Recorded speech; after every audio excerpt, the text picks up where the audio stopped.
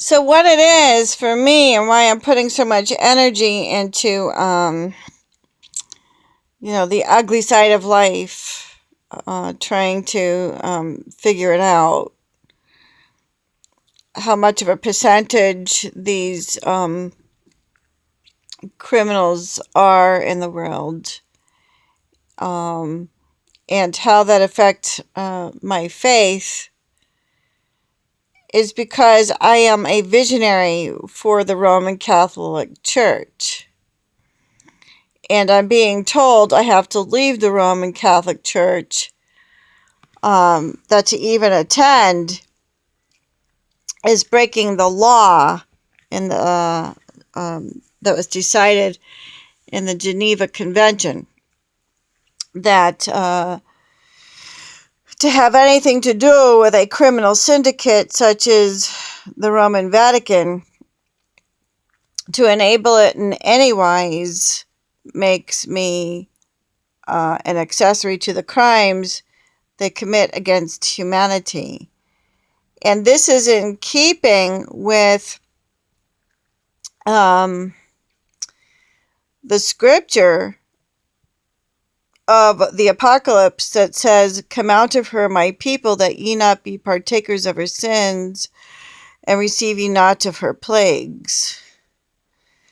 So, I mean, the ITCCS cannot arrest 1 billion Catholics for going to church. They go after the big fish for that end. They did essentially threaten to arrest 1 billion Catholics, but they're not about to do that. So they are basically appealing to our conscience, that if we know that these things are going on within the Roman Catholic Church system because of what the Vatican dictates, and they do dictate it, it is in Vatican ink, allegedly, kept in the Brussels Common Law Court of Justice, locked up in their safe. And it was slipped to them by an insider from the Vatican that since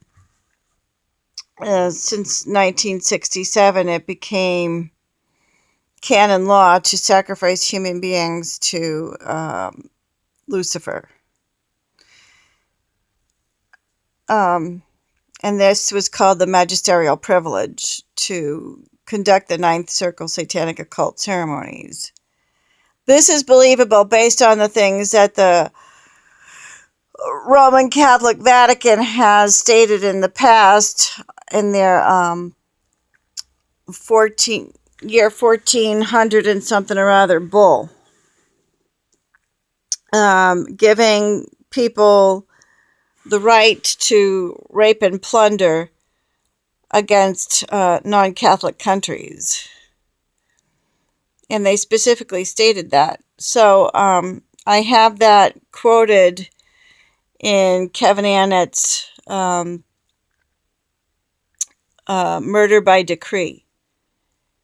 Anyway, so that's a papal bull, and he cites it as the year 1400 and something. Anyways, because of the things that the Roman Catholic Church has done, and I don't want to say the Roman Catholic Church per se, but the Roman Catholic Vatican has done in the past, I can believe that that the ITCCS has discovered the canon law, the covert canon law of the magisterial privilege, which now is held in the Common Law Court of Justice for prosecution. They have already prosecuted the matter and found Pope Francis guilty, and the Pope Francis had nothing to do with the Vatican Inc. of 1967, but they found him guilty of war crime and therefore allegedly have attempted an arrest. Just the other day, when he made his visit to Geneva for the World Council of Churches. At any rate, so I'm a visionary for the Roman Catholic Church, and it is very, very Roman Catholic, a revelation, very papal, in fact. And so I'm in a real bind here because of these humanitarian revelations, as well as a revelation of apostasy.